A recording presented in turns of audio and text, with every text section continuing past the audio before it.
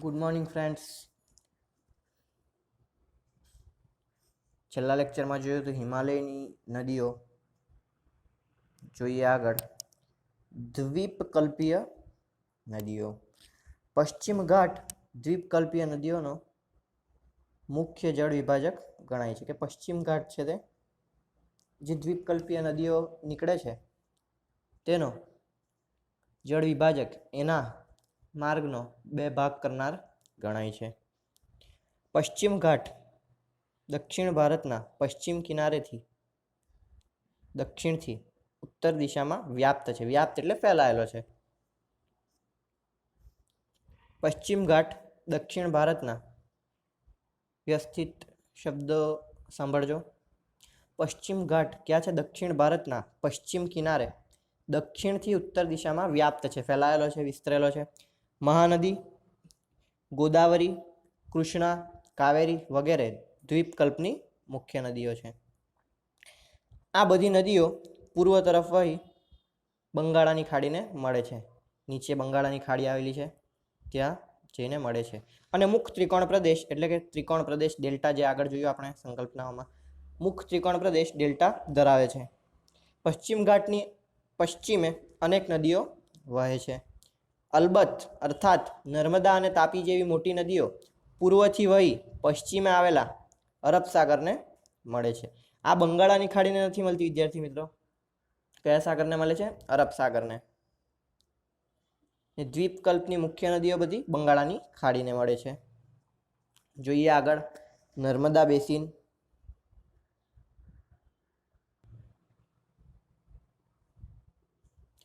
Narmada basin.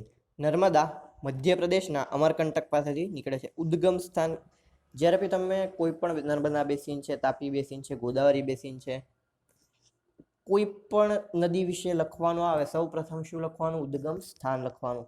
પછી તેનો માર્ગ લખવાનો.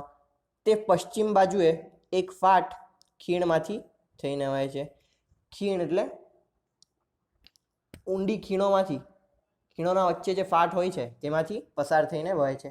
જબલપુર પાસે સંગેમરમરના ખડકાળ પ્રદેશમાંથી વહે છે. કઈ નદી? નર્મદા નદી. અહીં ઢોળાવને કારણે તે તીવ્ર વેગથી વહે છે. ઢોળ એટલે કે ઢાળને કારણે નદીના પાણીની ઝડપ વધારે હોય છે. જ્યાં ધુઆધાર નામના જળધોધની રચના થયેલ છે. આ સાંભળ્યું છે તમે, ધુઆધાર જળધોધ મધ્યપ્રદેશમાં આવેલું છે.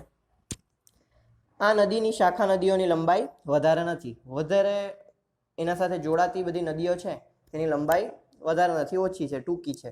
મોટાભાગની નદીઓ કાટખૂણે મળે છે. કાટખૂણે એટલે 90 ડિગ્રીના અંશે. આ બતાવ્યું છે જો ઉપર આવી રીતે.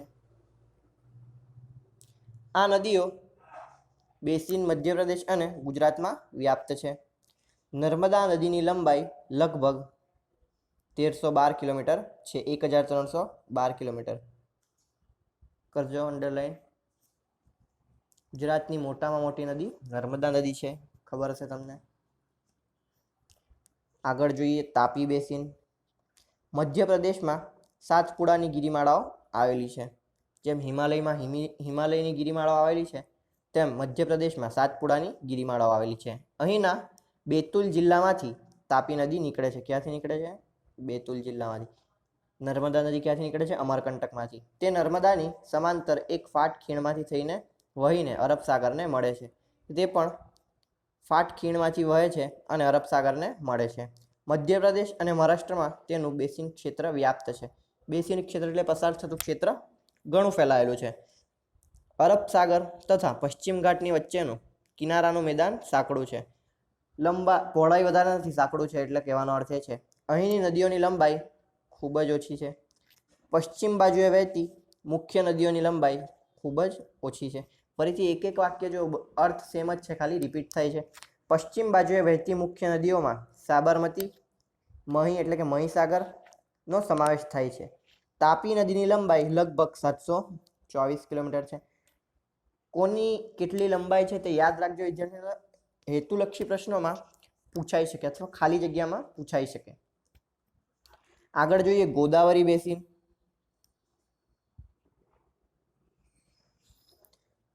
ગોદાવરી બેસિન. આ નદી દ્વીપકલ્પીય નદીઓમાંથી સૌથી મોટી નદી છે.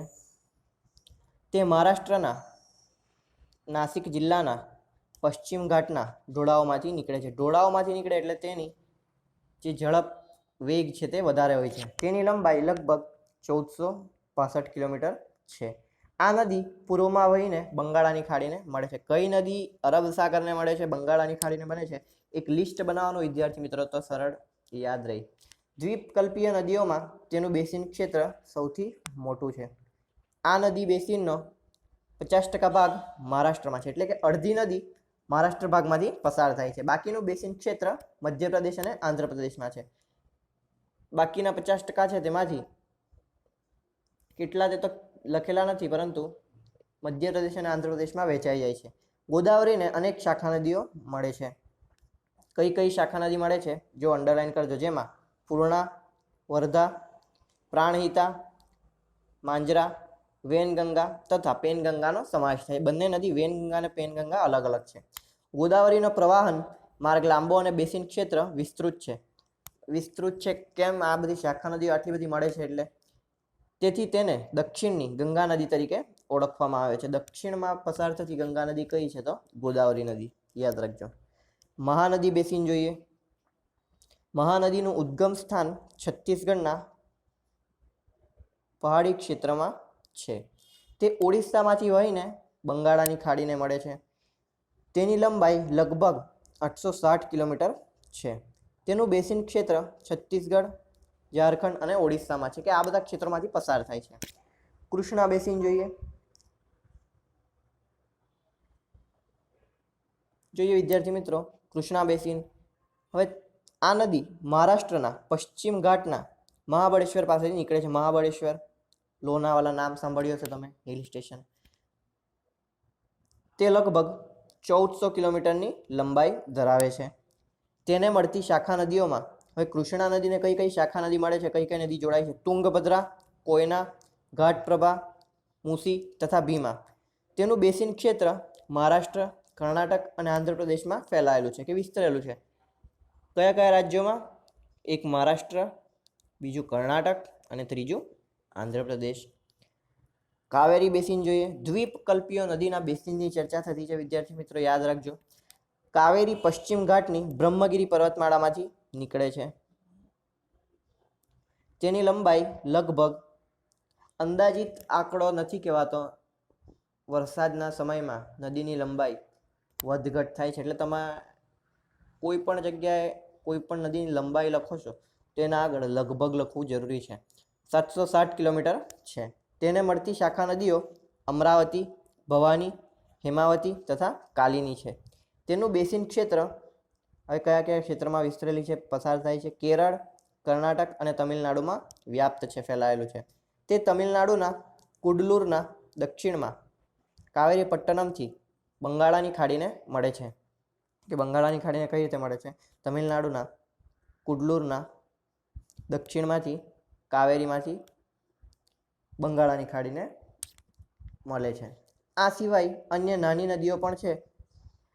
આટલી જ દ્વીપકલ્પીય નદીઓ નથી વિદ્યાર્થી મિત્રો, બીજી પણ નાની મોટી નદીઓ છે જે પૂર્વ તરફ વહીને બંગાળાની ખાડીને મળે છે. તેમાં જો નામ દર્શાવ્યા છે, દામોદર, બ્રાહ્મણી, વૈતરણી તથા સુવર્ણરેખાનો સમાવેશ થાય છે. જોઈએ આગળનો ટોપિક આવે છે સરોવર અને તેની ઉપયોગિતા, કે સરોવરનો ઉપયોગ આપણે કઈ રીતે કરી શકીએ, ક્યાં ક્યાં કરી શકીએ, જોઈશું વિદ્યાર્થી મિત્રો નેક્સ્ટ લેક્ચરમાં. આમાં તમારે હિમાલયની નદીઓ અને દ્વીપકલ્પીય નદીઓની પ્રેક્ટિસ લખીને કરવાની રહેશે. એક કોષ્ટક બનાવવાનું, સામે નદી લખવાની, એના સામે લંબાઈ લખવાની. પછી બીજું એક કોષ્ટક બનાવવાનું, કઈ નદી બંગાળાની ખાડીને મળે છે, કઈ નદી અરબ સાગરને મળે છે, તે બધું યાદ રહેશે, તમને સરળતા પડશે વાંચવા માટે. તેવું પ્રેક્ટિસની નોટમાં લખીને બનાવવાનું. Thank you.